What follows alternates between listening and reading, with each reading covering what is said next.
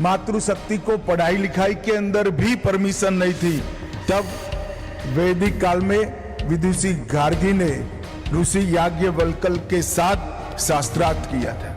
विदुषी मैत्रेयी ने बृहदारण्यक उपनिषद के अंदर ढेर सारा योगदान दिया। विदुषी भारती ने अपने पति के साथ आदि शंकर के शास्त्रार्थ की अध्यक्षता की और कश्मीर में कवयित्री लल्लेश्वरी ने शैव दर्शन को जमीन पर उतारा और इसी राजस्थान से मीराबाई ने राजसी परिवार से आते हुए भी भक्ति की परम सीमा लांघकर श्री कृष्ण को प्राप्त करने का काम किया। आज के इस कार्यक्रम में मेरे साथ मंच पर उपस्थित श्रीमान भजनलाल शर्मा जी, राजस्थान सरकार के लोकप्रिय मुख्यमंत्री जी, राजयोगिनी मोहिनी दीदी जी, ब्रह्मा कुमारी संस्था की अध्यक्षा भाई मदन राठौड़ जी, संसद सदस्य और प्रदेश भारतीय जनता पार्टी के अध्यक्ष महोदय, राजयोगिनी मुन्नी दीदी जी, राजयोगिनी शुक्ला दीदी जी, राजयोगी मृत्युंजय भाई, कर्नल बीसी सत्ती जी, सिस्टर शिविका जी और आज के कार्यक्रम में आए हुए सभी चुने हुए जनप्रतिनिधि, ब्रह्मा कुमारी संस्था के ढेर सारे अनुयायी और सुरक्षा बलों के सभी प्रतिनिधि को मेरा प्रणाम। ओम शांति।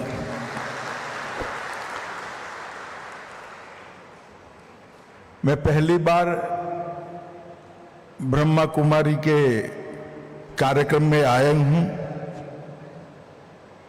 और मैंने बहुत सुना था कि ब्रह्मा कुमारी योग और ध्यान के माध्यम से समग्र विश्व में हर मानव के अंदर शांति और साधना का एक दीप प्रज्वलित करने का काम कर रहे हैं। मगर जब मैं ये संस्थान में आया, मैंने कुछ ना सुना था ना कुछ किया था, परंतु मन को अगाध शांति का अनुभव यहां पर आकर हुआ है।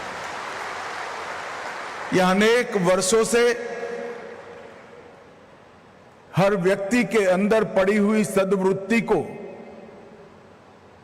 जागरूक करने का जो प्रयास हो रहा है,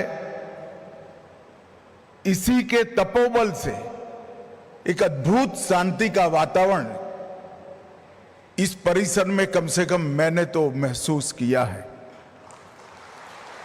और इस संस्था की अब तक चली सभी गतिविधियों ने ध्यान, साधना, मानसिक शांति, आंतरिक स्थिरता और सद्मार्ग पर चलने की प्रवृत्ति को उत्तेजन देने की सभी प्रवृत्ति के लिए मैं पूज्य लेखराज कृपलानी जी को बहुत आदर सहित प्रणाम कर उनको श्रद्धांजलि देना चाहता हूं। समाज के अंदर व्यक्तिगत जीवन में जब गुरु मिल जाता है, तब कई लोगों के जीवन सन्मार्ग पर प्रशस्त हुए के बहुत सारे उदाहरण हैं। मगर कुछ लोग इस प्रकार का काम कर जाते हैं जो हर व्यक्ति के आत्मा को ही एक दीप बनाकर प्रकाशमय मार्ग पर चलने के लिए हर व्यक्ति को प्रशस्त करते हैं। लेखराज कृपलानी जी ने ब्रह्मा कुमारी की स्थापना कर हरेक व्यक्ति के आत्मा को दीप बनाकर उसके प्रकाश में आगे बढ़ने का एक बहुत बड़ा आह्वान किया, जिसका समाज पर आज बहुत बड़ी असर दिख रही है। मैं आज यहां आया हूं तब दीदी रतन मोहिनी जी को मनपूर्वक श्रद्धा सुमन अर्पित करना चाहता हूं और राजयोगिनी मोहिनी दीदी को भी बहुत बहुत शुभकामनाएं देता हूं कि आंदोलन को इस सद्वृत्ति की ओर समाज को ले जाने के आंदोलन को इतनी ही ऊर्जा और इतनी ही तत्परता के साथ आप आगे बढ़ाएगी।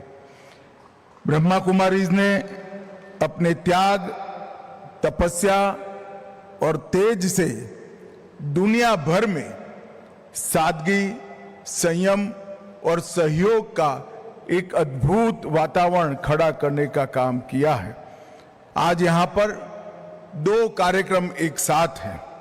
पहला, ब्रह्मा कुमारी संस्था की वर्ष 25-26 की थीम विश्व एकता और विश्व विश्वास हेतु ध्यान, इसका भी लोकार्पण यहां हुआ और सुरक्षा बलों के कर्मियों के आंतरिक जागृति के माध्यम से आत्म सशक्तिकरण पर राष्ट्रीय संवाद का भी उद्घाटन हो रहा है।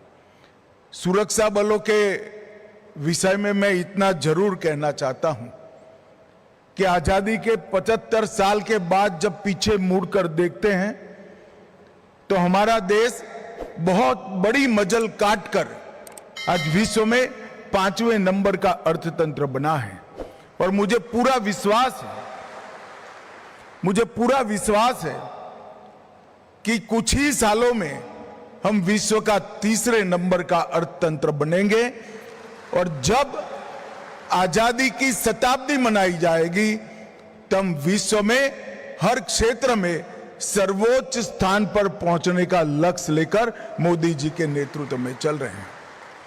परंतु विश्व में 3रे नंबर का अर्थतंत्र बनने के साथ ही हमारी जो परंपराएं हैं, जिन्होंने पूरे विश्व को विश्व बंधुत्व की भावना की ओर ले जाने की क्षमता पड़ी है, हर मानव के अंदर रही आत्मा को परमात्मा के साथ जोड़ने की शक्ति हमारी परंपराओं में पड़ी है और हर जीवन को सद्वृत्ति के राह पर चलाने की भी हमारी परंपराओं में शक्ति पड़ी है। इसको ही इतनी ही तेजी के साथ आगे ले जाना ये भारत का लक्ष्य होना चाहिए और ब्रह्मा कुमारी जैसी संस्थाएं इसके लिए बहुत अच्छे से काम कर रही है, जो हमारे उद्देश्य को बहुत जल्दी से पूरा करने की दिशा में हम आगे बढ़ेंगे। मैं फिर से सशस्त्र बलों के सुरक्षा कर्मियों की बात करता हूं। उन्हीं के त्याग, तप और बलिदान के कारण आज हम सुरक्षित हैं। -46 डिग्री टेम्परेचर से लेकर +46 डिग्री टेम्परेचर राजस्थान के रेगिस्तान के अंदर हमारी सीमाओं की वो सुरक्षा अपने जीवन का सुवर्ण काल देकर करते हैं, तभी जाकर हम सुरक्षित हैं। आंतरिक सुरक्षा की बात करें तो सेना और सीएपीएफ छोड़कर सभी देशों की पुलिस भी, सभी राज्यों की पुलिस भी कानून और व्यवस्था की परिस्थिति संभालकर हर निर्बल को संरक्षण देने का काम करती हैं। परंतु ये काम एक प्रकार से ढेर सारा तनाव पैदा करने वाला है। नींद की कमी, पानी की कमी, शांत मन की कमी, सतत हिंसा से बचाने के लिए हिंसा करने वालों से जूझने का कार्यक्रम, ये सारी चीजें व्यक्ति के मन पर एक विशिष्ट प्रकार के असर छोड़ता है और वो असर से हमारे सुरक्षा कर्मियों को बाहर लाकर उनका मन, उनकी आत्मा और उनके शरीर को शांति का मार्ग प्रशस्त करने का प्रयास करना अपने आप में एक बहुत बड़ा काम है। मैं ब्रह्मा कुमारी की संस्था को बहुत बहुत साधुवाद देना चाहता हूं। 25 साल से हर एक सुरक्षा बल के अंदर जाकर इतने तनाव को कम कर कर अपने आत्मा को शांति की ओर कैसे ले जाना और उसके साथ शांत मन और स्वस्थ शरीर से देश की सुरक्षा को और अच्छे तरीके से कराने की दिशा में ब्रह्मा कुमारीज ने जो प्रयास किया है, इसकी मैं बहुत मन से प्रशंसा भी करता हूं और देश के गृह मंत्री के नाते धन्यवाद भी प्रेरित करना चाहता हूं। मित्रों, योग और अध्यात्म से मन, शरीर, बुद्धि और आत्मा इस सब को एक रूप कर ज्ञान से प्रगति के रास्ते पर जाने के लिए और चिंतन से समस्याओं के निवारण के लिए नीतियों का सृजन करना ये भारत की बहुत पुरानी परंपरा है और हम ये परंपरा को आज भी समग्र विश्व के अंदर पहुंचाने के लिए प्रयासरत है।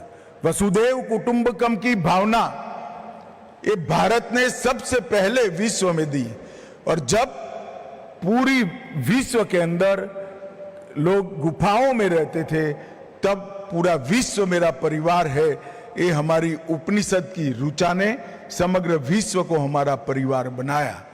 और देश के प्रधानमंत्री मोदी जी ने 21 जून को अंतर्राष्ट्रीय योग दिन बनाकर हमारी ये वैदिक परंपरा को, हमारी ऋषि मुनियों की सबसे अमूल्य धरोहर को समग्र विश्व को देने का काम किया और विश्व में करोड़ों लोग आज योग, ध्यान और आध्यात्म के रास्ते पर अपने जीवन का कल्याण कर रहे हैं और ये रास्ता ही आने वाले दिनों में विश्व शांति का रास्ता बनने वाला है, ये मेरा दृढ़ विश्वास है। मित्रों, पूजनीय लेखराज कृपलानी जी ने आत्मा, परमात्मा और सृष्टि चक्र का जो ज्ञान प्राप्त किया उसी को ब्रह्मा कहा गया और उसी के प्रचार के लिए ब्रह्मा कुमारी की स्थापना की गई। और आज मुझे इस बात का विशेष आनंद है कि वर्षों से हम भारत के लोग मां के अंदर देवी का वास देखते हैं। इस संस्था में वर्षों से उसको चलाने में मातृशक्ति का अहम रोल रहा है, वो हम सब के लिए गौरव और अभिमान का विषय है। स्वपरिवर्तन से विश्व में परिवर्तन। व्यक्ति बदलता है तो ही विश्व को बदलने का कारण बन सकता है। स्वपरिवर्तन से विश्व का परिवर्तन, ये थीम पर कई प्रकार के सदविचार ब्रह्मा कुमारीज ने अलग अलग देशों में पहुंचाए, भारत के कोने कोने में पहुंचाए। ब्रह्मचर्य का पालन, शाकाहार, नशा मुक्ति, सादगीपूर्ण जीवन, राजयोग, ध्यान और इसके माध्यम से आत्मा का परमात्मा से मिलन और आत्मज्ञान की प्राप्ति से शुद्ध और शांत और अमर आत्मा के अंश की अनुभूति करना, ये सारी चीजों को बहुत सरल और सहज तरीके से ब्रह्मा कुमारीज ने लोगों तक पहुंचाया है। न केवल भारत के कोने कोने तक, दुनिया के 140 देश तक पहुंचाने का काम किया है। मैं जब यहां आने से पहले पूरी गतिविधियों के ध्यान से अभ्यास कर रहा था, तब मुझे मालूम पड़ा कि कितने लोगों ने अपना पूरा जीवन खपा दिया होगा, तब इस सद्वृत्ति का इतना प्रचार वैश्विक स्तर पर करने में संस्था को सफलता मिली होगी। मैं इस सभी संस्था के कार्यकर्ताओं का, सभी दीदियों का मन पूर्वक प्रणाम कर अभिनंदन करना चाहता हूं। मित्रों, हमारी मातृशक्ति ने कई प्रकार के काम भी किए।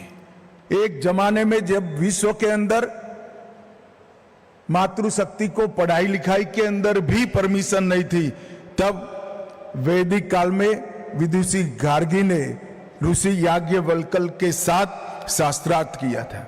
विदुषी मैत्रेयी ने बृहदारण्यक उपनिषद के अंदर ढेर सारा योगदान दिया। विदुषी भारती ने अपने पति के साथ आदि शंकर के शास्त्रार्थ की अध्यक्षता की और कश्मीर में कवियत्री लल्लेश्वरी ने शैव दर्शन को जमीन पर उतारा और इसी राजस्थान से मीराबाई ने राजसी परिवार से आते हुए भी भक्ति की परम सीमा लांघकर श्री कृष्ण को प्राप्त करने का काम किया। और आज यही मातृशक्ति के माध्यम से ब्रह्मा कुमारी समग्र विश्व के अंदर शांति और संवाद का संदेश लेकर भारत के संस्कृति के राजदूत बनकर जा रहे हैं। मेरी संस्था को बहुत बहुत शुभकामनाएं हैं और सशस्त्र बलों के लिए जो आपने किया है इसके लिए फिर से एक बार मैं हृदयपूर्वक आपका धन्यवाद कर मेरी वाणी को विराम देता हूं। ओम शांति।